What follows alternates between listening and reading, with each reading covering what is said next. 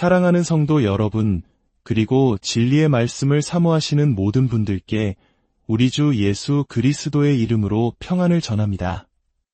오늘 우리는 기독교 신앙의 가장 중심적인 질문 중 하나이자 때로는 많은 성도님들을 혼란스럽게 만들었던 주제를 함께 묵상해보고자 합니다.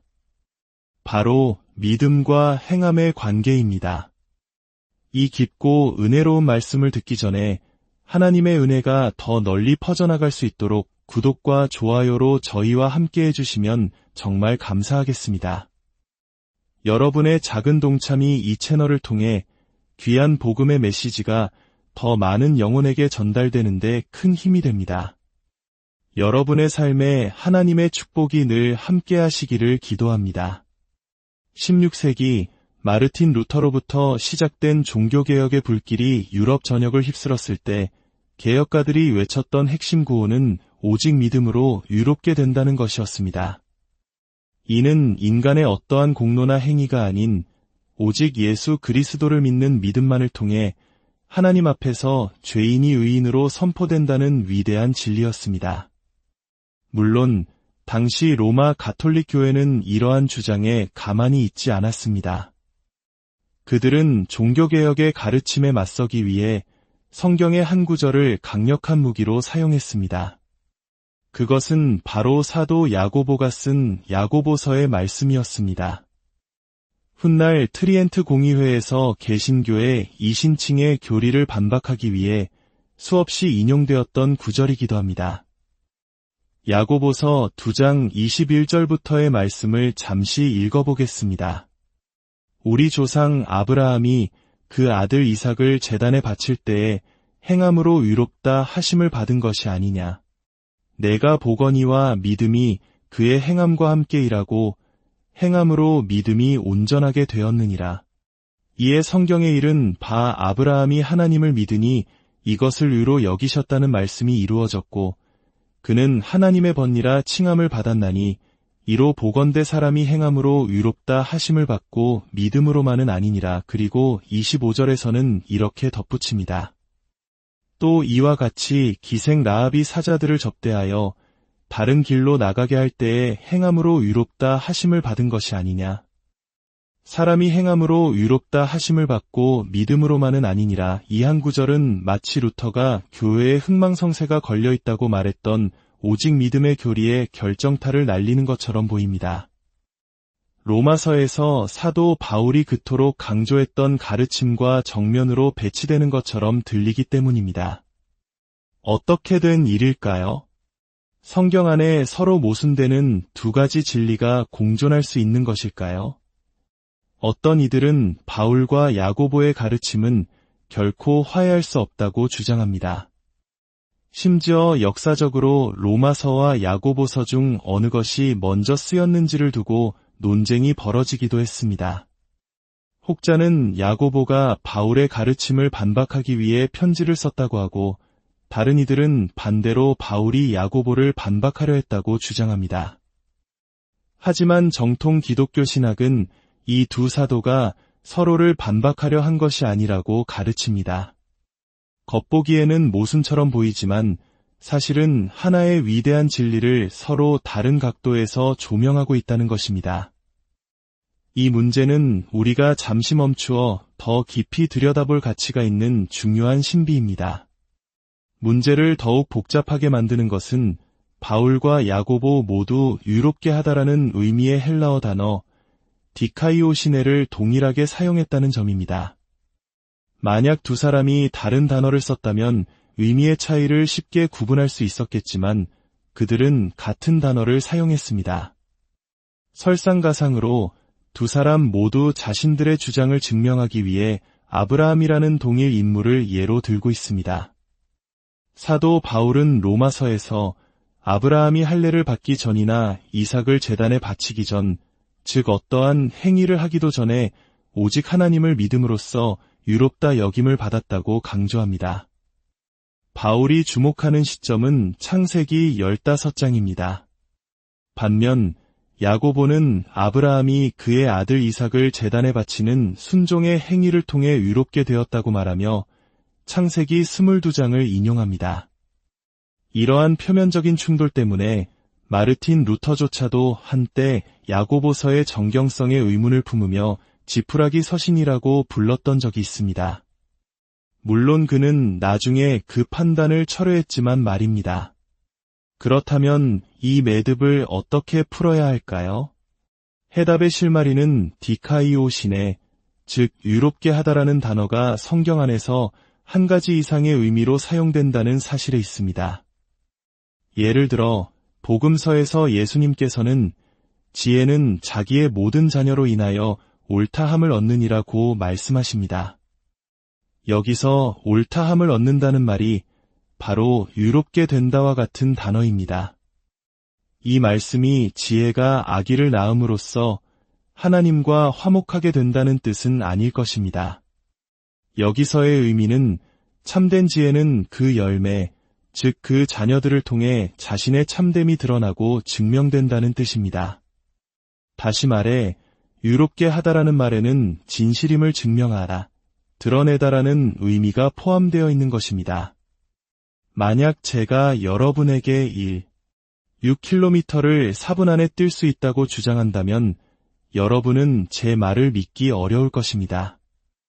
제가 그 주장의 진실성을 증명할 유일한 방법은 실제로 여러분 앞에서 4분 안에 달려 보이는 것뿐입니다. 저의 행위가 저의 주장을 유롭게, 즉 참되게 만드는 것입니다. 이 원리를 바울과 야고보의 관계에 적용해 봅시다. 두 사람을 이해하기 위한 핵심 질문은 이것입니다. 각각의 사도는 지금 어떤 문제를 해결하려고 하는가? 먼저 야고보서 2장 14절을 다시 보겠습니다. 내 형제들아, 만일 사람이 믿음이 있노라 하고 행함이 없으면 무슨 유익이 있으리요? 그 믿음이 능히 자기를 구원하겠느냐? 야고보가 던지는 질문은 명확합니다. 입으로는 믿습니다. 라고 고백하지만 삶에 아무런 행함의 열매가 없는 사람, 그의 믿음이 과연 진짜 구원하는 믿음이냐는 것입니다. 이는 오늘날 우리 시대에도 수많은 사람들이 던져야 할 질문입니다. 믿는다고 고백은 했지만 그 믿음의 실체를 삶으로 전혀 증명하지 못하는 사람들이 너무나도 많습니다. 야고보는 바로 이런 이름뿐인 신앙, 죽은 신앙의 문제를 다루고 있는 것입니다. 그는 굶주리고 헐벗은 형제를 보고 평안히 가라, 따뜻하게 하라, 배부르게 하라고 말만 하고 실제적인 도움을 주지 않는 것을 예로 들며 행함이 없는 믿음은 그 자체가 죽은 것이라고 선언합니다. 반면에 사도 바울이 던지는 질문은 다릅니다. 바울의 질문은 죄 많고 불의한 인간이 어떻게 거룩하시고 위로우신 하나님 앞에 설 수 있는가? 입니다. 이것은 사람들 앞에서의 증명의 문제가 아니라 하나님의 법정에서 죄인이 사면받는 근본적인 구원의 문제입니다. 이 질문에 대해 바울은 단호하게 답합니다. 오직 율법의 행위와 상관없이 그리스도를 믿는 믿음으로만 가능하다. 정리하자면 바울은 하나님 앞에서 어떻게 의롭게 되는가라는 수직적인 관계에 대해 말하고 있고, 야고보는 사람들 앞에서 참된 믿음은 어떻게 증명되는가라는 수평적인 관계에 대해 말하고 있는 것입니다. 두 사도가 아브라함의 삶에서 서로 다른 시점을 인용하는 이유도 여기에 있습니다. 바울은 아브라함이 하나님 앞에서 의롭다 칭함받은 최초의 순간, 즉 창세기 15장의 믿음의 순간을 가리킵니다. 하나님은 아브라함의 마음 중심을 보시고 그의 행위가 아니라 그의 믿음을 보시고 그를 의롭다고 선포하셨습니다. 그러나 야고보는 그로부터 수십 년이 흐른 뒤 창세기 22장에서 아브라함이 가장 소중한 아들 이삭마저 바치는 순종의 행위를 통해 창세기 15장에서 가졌던 그의 믿음이 진짜 살아있는 믿음이었음을 온 세상 앞에 증명하고 드러낸 순간을 가리킵니다. 아브라함의 행위는 구원의 조건이 아니라 이미 받은 구원과 믿음의 확실한 증거였던 것입니다. 마르틴 루터는 이 진리를 이렇게 아름답게 요약했습니다. 우리는 오직 믿음으로 의롭게 되지만 구원받는 믿음은 결코 홀로 있지 않다. 그렇습니다. 구원하는 믿음은 피데스 비바, 즉 살아있는 믿음입니다. 살아있는 것은 반드시 생명의 증거를 드러냅니다. 열매를 맺고 움직이고 성장합니다. 만약 어떤 믿음이 어떠한 순종의 열매도 사랑의 행함도 낳지 못한다면 그것은 야고보가 말한 대로 처음부터 죽은 믿음이었을 가능성이 높습니다. 이제 우리는 자연스럽게 다음 질문으로 나아가게 됩니다. 그렇다면 이토록 중요한 구원하는 믿음, 이 살아있는 믿음은 도대체 어디에서 오는 것일까요? 개혁주의 신학의 정수는 바로 이 질문에 대한 대답에 있습니다. 그것은 바로 중생이 믿음보다 앞선다는 원리입니다. 대부분의 복음주의 그리스도인들은 내가 먼저 믿기로 결단하면 그 결과로 거듭나게 된다고 생각하는 경향이 있습니다. 즉, 믿음이 먼저고 중생이 나중이라는 것입니다. 하지만 성경은 그 순서를 다르게 말합니다. 요한복음 3장에서 예수님은 니고데모에게 사람이 거듭나지 아니하면 하나님의 나라를 볼 수 없느니라고 말씀하셨습니다. 하나님 나라에 들어가기는커녕 보기조차 할 수 없다는 것입니다. 에베소서 2장에서 바울은 우리가 영적으로 죽었던 상태에서 하나님께서 우리를 살리셨다고 말합니다. 죽은 사람이 스스로 살아날 수 없듯 영적으로 죽은 인간은 스스로 하나님을 믿을 수 있는 능력이 없습니다. 따라서 구원의 순서는 이렇습니다. 먼저 하나님께서 성령님을 통해 영적으로 죽어있던 우리의 마음을 초자연적으로 변화시키시고 돌같은 마음을 부드러운 살같은 마음으로 바꾸어 주십니다. 이것이 바로 중생, 즉 거듭남입니다.